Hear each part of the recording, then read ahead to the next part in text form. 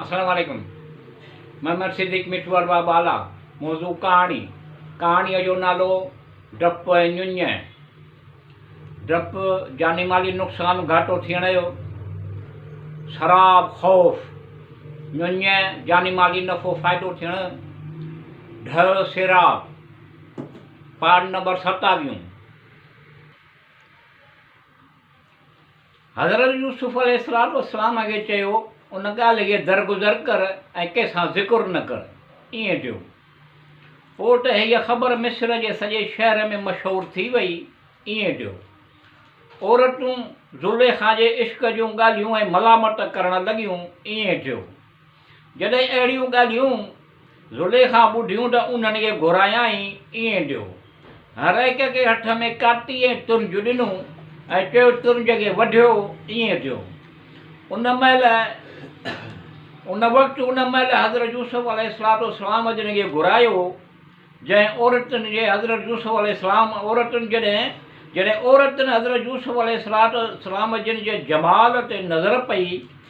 ईअं थियो त हथ ऐं तुंज बदिरां हथ खे वढे छॾियऊं। उन्हनि खे ख़बर ई कान पई। ईअं थियो। उन वक़्तु ज़ुलेखा उन्हनि औरतुनि खे चयो, मज़ूर थी सम्झो। ईअं थियो। उनजो नतीजो तव्हां उनजी मोहबत ऐं मुंहिंजे मलामत कढियूं हुयूं। ईअं थियो। हज़रत यूसुफ़ अलैहिस्सलाम खे ॾिठो, उनजो जमाल ॾिसी तव्हां पंहिंजा हथ वढे छॾिया। ईअं थियो। ऐं ग़ुलाम नौजवान उन सां गॾु ज़िंदान में मोकिलियाईं। हज़रत यूसुफ़ खे ॾिठो, उनजो जमाल ॾिसी तव्हां पंहिंजा हथ वढे छॾिया। ईअं थियो। आऊं हज़रत यूसुफ़ अलैहिस्सलाम खे सॾियां थी। हज़रत यूसुफ़ गुरेज़ करे थो। ईअं थियो। अगरि मुंहिंजो हुकुम न मञई त उनखे ज़िल्लत सां गॾु क़ैद कराईंदसि। ईअं थियो। सभई आयल औरतूं पंहिंजे पंहिंजे घरनि तरफ़ रवानू थी वयूं। ईअं थियो। हज़रत यूसुफ़ अलैहिस्सलाम औरत जे मकारनि में कोन आयो। ईअं थियो। ज़ुलेखा मुड़ुस खे चयो, मुड़ुस जे हुकुम सां हज़रत यूसुफ़ अलैहिस्सलाम खे ज़िंदान में वठी विया। ईअं थियो। हज़रत यूसुफ़ सां गॾु बादशाह जा 2 ग़ुलाम नौजवान उन सां गॾु ज़िंदान में मोकिलिया। ईअं थियो। जॾहिं ज़िंदान में दाख़िल थिया त हज़रत यूसुफ़ खां पुछियो त को हुनुर ॼाणी थो। ईअं थियो। हज़रत यूसुफ़ फरमायो, ख़वाब जी तइमीर करण जो इल्मु ॼाणा थो। ईअं थियो। उन्हनि मां हिकु चयो, मूं ख़वाब ॾिठो आहे त अंगूर शराब जे लाइ निचूड़िया पियो। ईअं थियो। हज़रत यूसुफ़ अलैहिस्सलाम फरमायो, ज़िंदान मां तोखे रिहाई मिलंदी। ईअं थियो। उनखे चयाईं, तूं बादशाह जो साकी बणिजंदे। ईअं थियो। ऐं तुंहिंजी मंज़िल त उनजे वेझो मथां ई हूंदी। ईअं थियो। ॿिए चयो, मूं ख़वाब ॾिठो आहे त प्याले में कुझु मानियूं हुयूं ढके मथे ते रखियूं आहिनि, उन्हनि खे पखी खाइनि पिया। ईअं थियो। उन ख़वाब कोन ॾिठो, कूड़ ॻाल्हायईं। हज़रत यूसुफ़ खे चयो, हज़रत यूसुफ़ उनखे चयो, बादशाह तोखे क़त्ल कंदो। ईअं थियो।